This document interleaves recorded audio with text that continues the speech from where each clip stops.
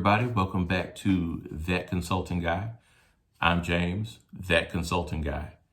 And before I get started on today's topic, what I'd like to do is thank everyone for the overwhelmingly positive response to the introductory video to the channel. Like I mentioned before, this is a new channel, and I just really thank everybody who saw the video for the positive response and for subscribing, sharing the video, and liking the video. So if this is your first time on the channel, please go back and see that first video. I'll put a link in the description box for it. But go back and see that first video so you can get familiar with what it is that we do here at That Consulting Guy and what the content is geared toward, will be geared toward in the future. I explain all of that in the first video. So now let's get to today's topic. So today's topic is, what does it take?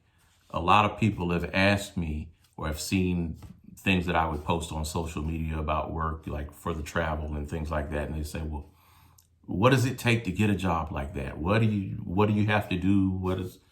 What's the education requirement? So it varies differently from firm to firm. Different companies are going to ask for different things because of the work that they do.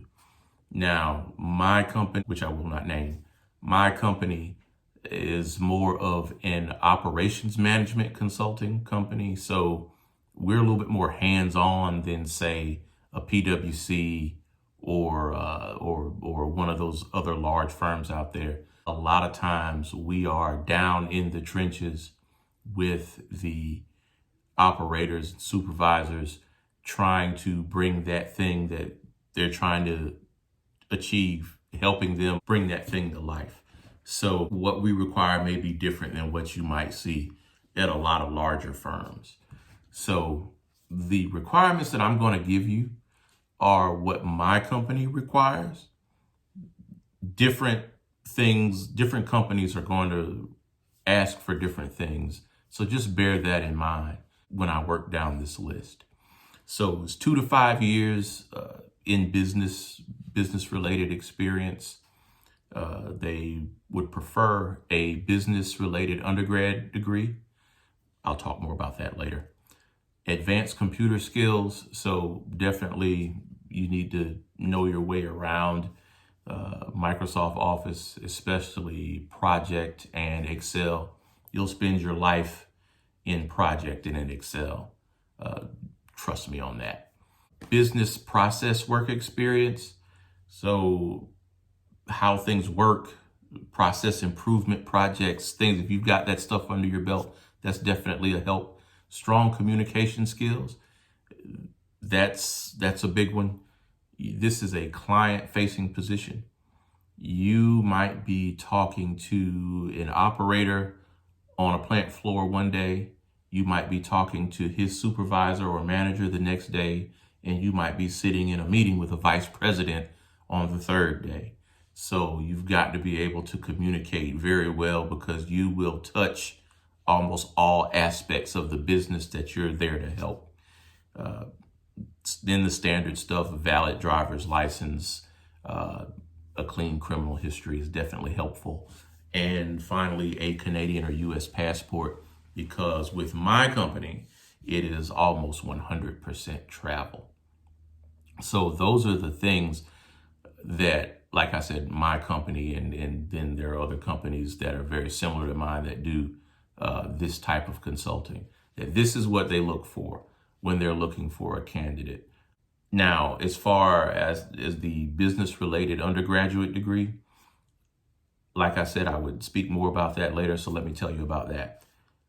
My undergraduate degree, it was actually in criminal justice. I was a deputy sheriff for a long time, worked in corrections also. And so my undergraduate degree was not anywhere close to business. The thing that helped me get into the position that I'm in is the fact that once I left public service, I actually went into machining. So I was working out on the shop floor, making different parts with different types of machines, lathes, mills, even band saws, things of that nature. So I got my feet wet in industry. I worked my way up to a supervisor. I eventually found myself as an area manager where I had a little bit over 100 people reporting to me at one time, which I did not enjoy. And that experience helped me, on top of the fact that I'd gone back a little bit later down the line in my career and actually got my MBA. So those were the types of things that helped me, even though I didn't have what the written criteria says you should have.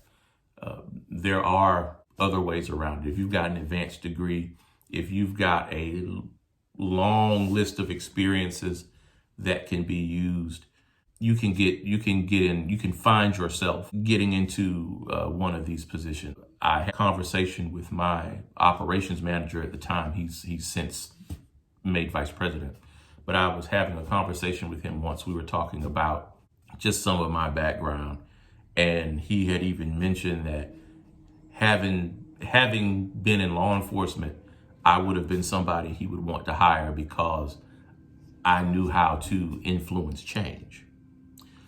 I don't know how much change I influenced in those years out on the street, but I definitely knew how to talk to people and use the proper tools to win some of them over in my direction to get them to do what I needed to do.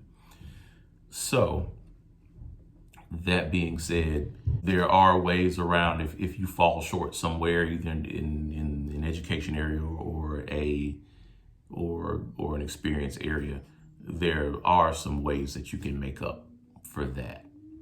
So that, in a nutshell, is what it takes to get on, at least in a company like mine. Like I said, some of your bigger companies, your big four companies, they might be looking for a little bit more. But if this is something that you're interested in doing, if you aspire to go into one of those larger companies, give it a shot. You don't have anything to lose. It doesn't cost you anything except for a little bit of time to fill out that application.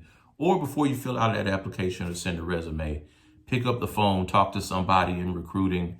They'd be glad to talk to you because they're looking for people all the time. So definitely, like I said, if this is something you want to do, definitely give it a shot. If you're interested in my company, you can always message me, inbox me, and we can talk about it because it's a lifestyle. I'll say that. And we can talk about whether or not that's something that you want to get into or not. So anyway, definitely, if you like the topic that we talked about here, hit the like button, comment, please subscribe. All that's really helpful. And I hope to have another video for you towards the end of the week as I'm getting ready to head back out on the road. And we'll be talking about how to prepare for a long trip. I'll be out 10 days. So we'll be talking about how to prepare for that and what all of that entails. So please stay tuned for that. Until next time, I'm James, that consultant guy. Appreciate you tuning in. We'll talk to you next time.